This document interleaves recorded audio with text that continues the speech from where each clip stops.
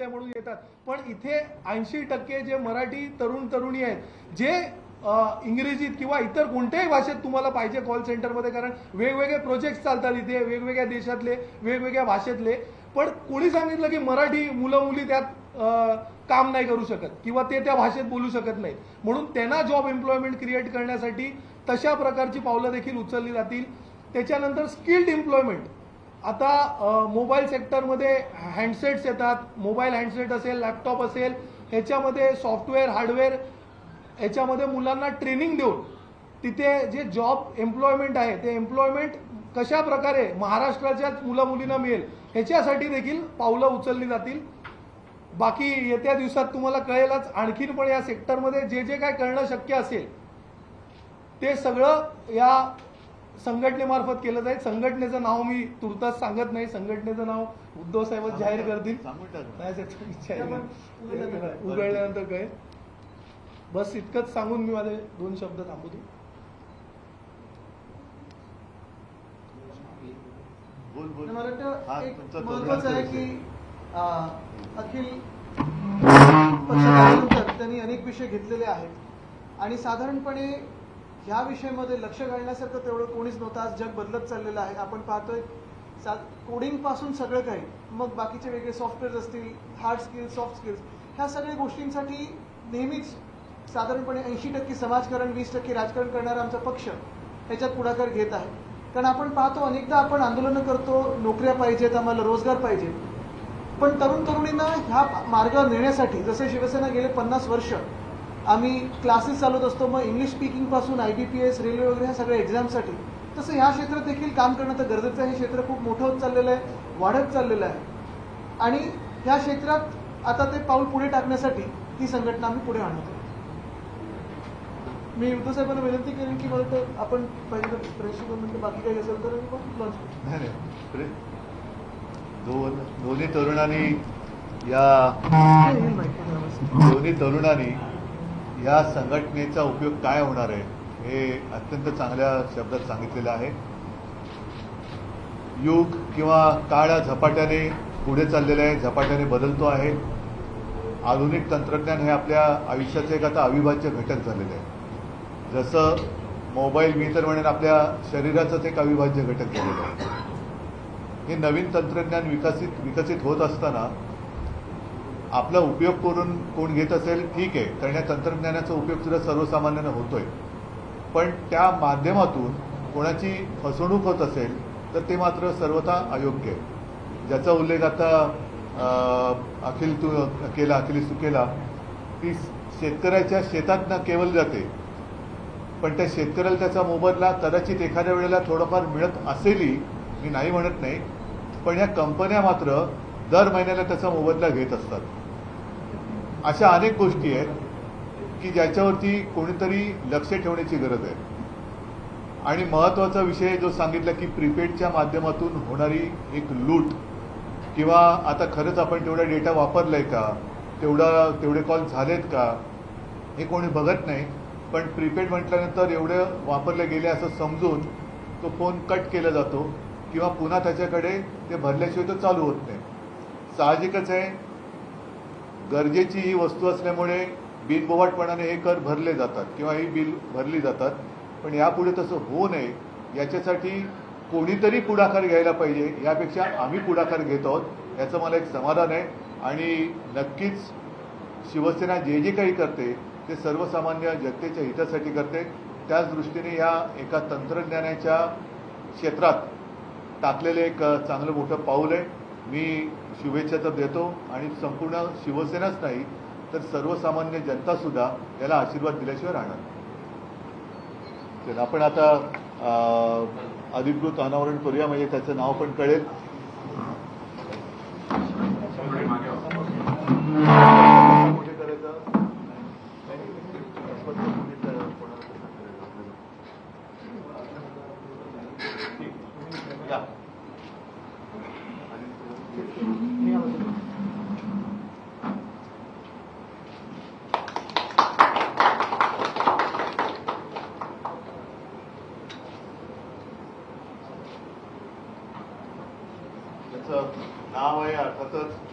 शिवसंचार सेना,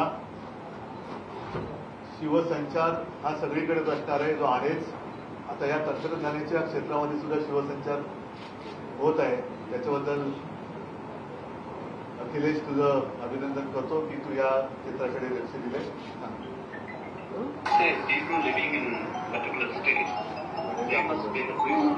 आपण online upload करू. नंतर अपलोड आणि माईकवर जाणार. हमें मराठी नहीं आती क्या आपल्या घरामध्ये आपल्या ठीक. हा शुभेच्छा. धन्यवाद. रामनवमीच्या शुभेच्छा आहेत. त्याच मुहूर्तावरती वर्धापन दिन आहे. हा जुन्या मित्रपक्षाचा वर्धापन दिवस आहे. संपूर्ण राज्यात संपूर्ण देशात साजरा केला जातो. म्हटलं जाते की 1 कोटी अधिक सदस्य नाही, पण नको ह्या विषयाकडे तुम्ही दुर्लक्ष करा. थोडं पुढे गेलं तर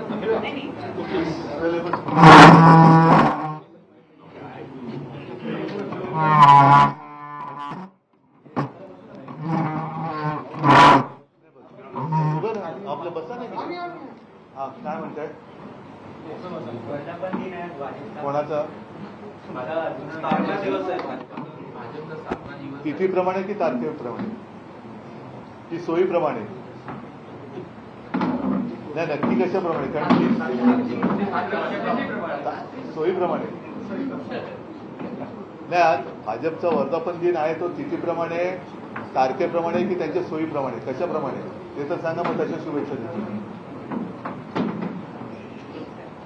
तारखेप्रमाणे असण्याची शक्यता जास्त आहे. नाही, तुम्हालाच माहिती नाही कशाप्रमाणे, पण मग नक्की माहिती नसेल शुभेच्छा कसल्या द्यायच्या? नाही, माझ्या तारखेप्रमाणे शुभेच्छा मित्रपक्षांना काय सगळ्यांनाच असतात. फक्त जर का रामनवमी हा तुमच्या पक्षाचा जन्मदिवसच असेल तर जसे प्रभू रामचंद्र वागले होते तसे वागण्याचा प्रयत्न करा. या एवढ्याच माझ्या त्यांना शुभेच्छा आहेत. हिंदी में नहीं जाना चाहिए. 6 अप्रैल 1980 में उनका जन्म हुआ था. बीजेपी नहीं, 27 साल आप यूपी में रहे. अपने नहीं, कहा मैंने कि जैसे खड़े आपको हैं हम. पहले जैसे आज सवाल उनको याद पूछा, आती है. तिथि के अनुसार उनका जन्मदिन है, तारीख के तारीख या के अपनी सोयीचे यायला काय म्हणतात राजकारण, सुविधा सुविधा के लिए है.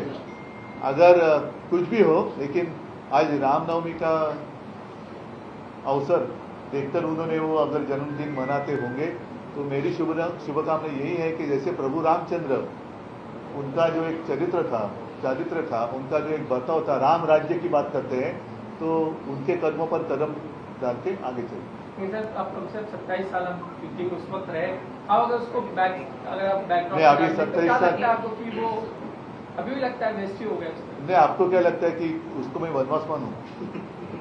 सर, महाविकास आघाडीची सत्ता जर पुन्हा परत आली असती तर देवेंद्र फडणवीस आणि मला अडकवून आणि बर्फाच्या लादीवर 3rd डिग्री देऊन मारण्याचा प्लॅन होता असा आरोप एसएलसी पुढे बोला. सर, वक्त संशोधन बिल को लेकर कांग्रेस हो या डीएमके हो, उन्होंने वक्त संशोधन बिल को लेकर कांग्रेस हो या डीएमके हो, उन्होंने कोर्ट में जाने की बात कही है. आपकी पार्टी का स्टैंड क्या है सर? वो नहीं, हमें जो स्टैंड लेना था हमने ले लिया है. कोर्ट में जाएंगे? अब नहीं, हम कोर्ट में नहीं जाएंगे. कोर्ट में कांग्रेस और कोई जा रहे तो जाने दो. हमने जो कहना था कह दिया, और परसों भी मैंने प्रेस कॉन्फ्रेंस लेके हमारी भूमिका स्पष्ट की है. आगे जैसे जैसे मुझे वक्त मिलेगा मैं और इसके ऊपर बोलते जाऊंगा. मागच्या वेळेस तुम्ही म्हणाला होता की शेतकऱ्यांची जी कर्जमाफी आहे ती हे सरकार देत नाहीये. आता त्यांचेच कृषी मंत्री यांचं एक वाक्य कालपासून नाही, म्हणून मी भाजपला शुभेच्छा देताना जे म्हटलं होतं की प्रभू रामचंद्राप्रमाणे वागा. कारण निवडणूक जिंकण्यासाठी यांनी लाडकी बहीण योजना ही वाढवी पैसे देऊ बोलले होते. शेतकऱ्यांना कर्जमाफी देऊ बोलले होते. आता ती जी काय होते ना, प्राण जाय पर वचन न जाय, तसं ते त्यांना सांगण्याची गरज आहे. ते सांगण्याची गरज आहे. कारण तुम्ही लोकांना फसवून मतं घेतली हे आता उघड झालेलं आहे. त्याच्यामुळे या लोकांनी खरं रामाचं नाव घेण्याची यांची पात्रता नाही असं मला वाटतं. परंतु कोकाटेंचं जे वक्तव्य आहे की कर्जमाफी घेऊन शेतकरी त्याच्यामध्ये लग्न आणि समारंभ करत बसतात. कोकाटेंवरतीच मुळामध्ये फसवणुकीचा आरोप आहे. ज्यांना कोर्टाच्या माध्यमातून आश्चर्यकारकरित्या निकाल लागल्यामुळे ते त्यांचं मंत्रिपद आणि सदस्यत्व वाचलेले, हे पण मोठं आश्चर्य आहे. म्हणून ज्यांच्यावरती फसवणुकीचा आरोपच आहे किंवा गुन्हा सिद्ध झालेला आहे, गुन्हा सिद्ध होऊन शिक्षा न झालेली कदाचित पहिली व्यक्ती असेल. सर, मराठी भाषा बोलता यावी या संदर्भात गुढीपाडवा मेळाव्यात राज ठाकरे यांनी मोठं आंदोलन पुकारलं होतं. बघा, आम्ही मराठीबद्दल कालच मला वाटतं आदित्यनी प्रेस कॉन्फरन्स घेतली, त्याच्यात सांगितलं की चला मराठी शिकूया. असं आमच्याकडची जे अनेक उत्तर भारतीय लोक आहेत त्यांनी एक उपक्रम सुरू केलेला आहे की ज्यांना ज्यांना इथे राहायचं आहे, उद्योगधंदा करायचा आहे, त्यांच्यासाठी हे क्लासेस आम्ही करतो की चला मराठी बोलूया, मराठी शिकूया. तर त्याचा लाभ या लोकांनी घ्यावा. सर, शिवसेना की तरफ से एक अच्छा इनिशिएटिव लिया गया है सर कि जो गैर मराठी हैं उन्हें मराठी अब सिखाई जाएगी, एक इनिशिएटिव लिया गया है. तो फिर आप नेक्स्ट टाइम मिलेंगे तो आप भी मराठी में सवाल पूछेंगे, मैं उम्मीद करता हूँ. बीजेपी का माउथपीस है ऑर्गेनाइजर में एक लेख छपा है, इसमें कहा जा रहा है कि वक्फ बोर्ड के बाद सबसे ज्यादा लैंड अब जो क्रिश्चियंस है, क्रिश्चियन कम्युनिटी के बाद. तो यही आप वो ये होगा तो मेरे पास दे दो, क्योंकि जो मैंने क्या बात कही थी परसों, शायद आप भी आए होंगे, मेरी प्रेस कॉन्फ्रेंस अटेंड की होगी. मैंने यही विषय उठाया था कि एक एक कर वो आगे कदम बढ़ाएंगे. इनका किसी समाज के प्रति प्यार नहीं है, सिर्फ लैंड और व्यापार करने वाली ये भाजपा है. और ये क्या कहूँ मैं, इनका तो पूरा लक्ष्य जो है अपने दोस्तों के ऊपर है. वक्फ बोर्ड के पास जितनी जमीनें निकालो, अपने दोस्तों को दे दो. क्रिश्चियन कम्युनिटी के पास जैसे ऑर्गेनाइजर में बात आई है, तो अब उनकी जमीन निकालो, अपने दोस्तों को दे दो. कल उठकर गुरुद्वारा के पास है, हमारे जैन लोग हैं, जैन भाई है, उनकी जमीन होगी, हिंदुओं की जमीन है, सब जमीन एक ही अपने दोस्तों को देने वाले हैं. बाकी समाज के प्रति इनका कोई प्यार नहीं है. और इसीलिए हमने उसका विरोध किया है. जो वक्फ बोर्ड का बिल है उसे हिंदुओं से कोई लेना देना नहीं है. और जिस तरीके से उन्होंने बात की, मैं बात को दोहराता हूं कि 2 दिन के आप भाषण देखेंगे, खासकर भाजपा और उनके दोस्त मित्र पार्टियों ने जो किए हैं, पूरी मुस्लिमों की ओर से है. तो हमारे ऊपर उनको अधिकार क्या है हिंदू को छोड़ा बात कहने के लिए. और उनका जो छुपा एजेंडा है वो ऑर्गेनाइजर ने खोल दिया. तो ऑर्गेनाइजर का मैं अभिनंदन करता हूं. आप कृपा करके वो जो आर्टिकल आया मुझे भेजो. सर, मराठीत हाच मुद्दा हवा होता. आणि दुसरं आणखी की काल राज्यभर नाही, मला पहिला हा मुद्दा क्लिअर करून द्या.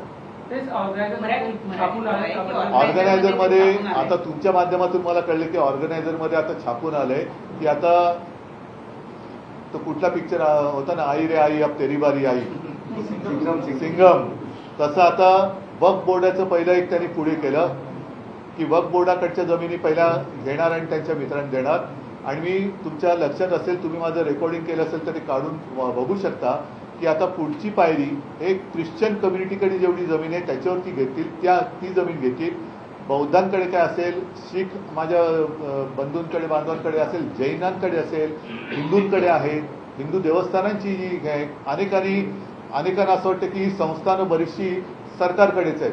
तसं नाही, पण देवस्थानची जी जमीन आहे ती जमीन सुद्धा हे आता काढतील आणि मोक्याच्या जमिनी यांच्या मित्रांना देतील. म्हणजे कोणत्याही समाजाबद्दल यांना मनामध्ये प्रेम नाहीये. यांचं प्रेम हे यांच्या मित्रांपुरतं आहे आणि ते सुद्धा जमिनीवरती आहे. ह्या मोक्याच्या जागेच्या जमिनी काढून यांच्या मित्रांना द्यायच्या. मग ते आता काय होतं की आधी मुस्लिमांकडच्या काढल्या काय, तुम्ही हिंदू काय बोलणार, आम्ही त्यांच्याही काढल्या असं नाही. पण हे सगळे रांगेमध्ये काढणार आणि सगळ्यांच्या दोस्तांना देणार. त्याला आम्ही विरोध केलेला आहे. सर, इंडिया अलायन्समध्ये काही पक्ष या निर्णयाच्या किंवा याच्या विरोधात कोर्टात जाण्याचा विचार करतात. जाऊ देत ना, आम्हाला जे बोलायचं ते आम्ही बोललेलो आहोत. आणि हे आता ऑर्गनायझरनी स्वतःच जर लेख लिहिला असेल तर त्यांनी ते उघड केलेलं आहे. त्याच्यामुळे आता सगळ्यांचे डोळे हे उघडले पाहिजेत. एका बाजूला हे धर्माधर्मामध्ये भांडण लावून त्यांना झुंजवत ठेवायचं, दंगली घडवून आणायच्या, मग त्यांच्या मागे पोलिसी ससेमिरे लावायचे, मग बुलडोजर चालवायचे, केसेस अंगावर टाकायच्या. म्हणजे लोकांना रोजच्या आयुष्यामध्ये तणावग्रस्त आयुष्यामध्ये जगायला लावायचं. आणि दुसऱ्या बाजूला त्यांच्याकडच्या ज्या सगळ्या संपत्ती आहेत त्या काढून आपल्या मित्रांना द्यायच्या. म्हणजे पूर्वी जे लोकसभेच्या वेळेला जे मोदीजी बोलले होते तेच आता नेमकं भाजप करते. सगळ्या समाजाकडची संपत्ती जी आहे ती काढून यांच्या दोस्तांना देते. त्याला आम्ही विरोध केलेला आहे. सर, काल राज्यभरामध्ये बऱ्याच ठिकाणी बऱ्याच शहरांमध्ये बौद्ध पंचायत आणि रिपब्लिकन सेनेच्या वतीनं आंदोलन करण्यात आलं आहे. बिहार मधल्या बोधगया इथल्या मॅनेजमेंटवर फक्त बौद्ध समाजाची लोक असावी, हिंदूंचा त्यावरचा हस्तक्षेप जो आहे तो कायमस्वरूपी काढून टाकावा या मागणीसाठी काय. तेच आहे ना, आता ह्या गोष्टी यांनी पेटवल्या. ह्या गोष्टी भाजपने पेटवलेल्या आहेत. यापूर्वी अशी कधी भांडणं, अशा कधी मागण्या झालेल्या नव्हत्या. भाजप आपल्या देशामध्ये हे धर्मांधतेचं विष घालवत आहे. ते विष उद्या देशाला खूप भारी पडणार आहे.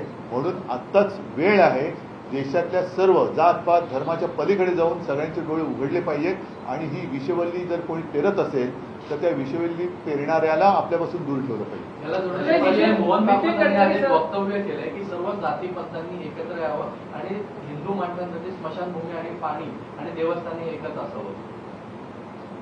नाही म्हणजे मला कळलं नाही. म्हणजे त्यांचं म्हणणं आहे की सर्व जाती पंथांनी आता एक यावं, जे भांडणं चालू आहे पण म्हणजे सगळे हिंदुत्वानी हिंदूमध्ये जशा वेगवेगळ्या जाती आहेत, हिंदू सगळ्या जाती एकत्र जातीची- याव्या. जातीनुसार पण अनेक ठिकाणी वेगवेगळी स्मशानभूमी वगैरे आहे. तर त्यांचं असं म्हणणं आहे माझं म्हणणं आहे की एवढा पुढचा विचार करण्याच्या आधी जगताना सगळ्यांनी एकत्र यावं हा त्यांनी विचार द्यायला पाहिजे.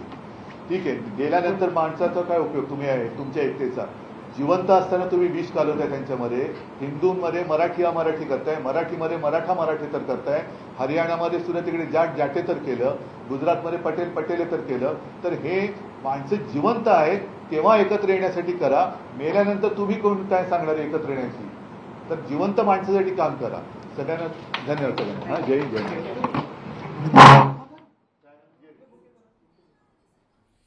उद्धव ठाकरेंची ही पत्रकार परिषद आपण ऐकली आणि आज शिवसंचार सेनेचं अनावरण जे करण्यात आलेलं आहे ते नागरिकांच्या टेक्नॉलॉजीच्या दृष्टीनं मदत व्हावी यासाठी शिवसंचार सेना नव्यानं सुरू करण्यात आली. या संदर्भात अनावरणाचा जो कार्यक्रम मातोश्रीवरती पार पडला त्यावेळी ते पत्रकारांशी बोलत होते.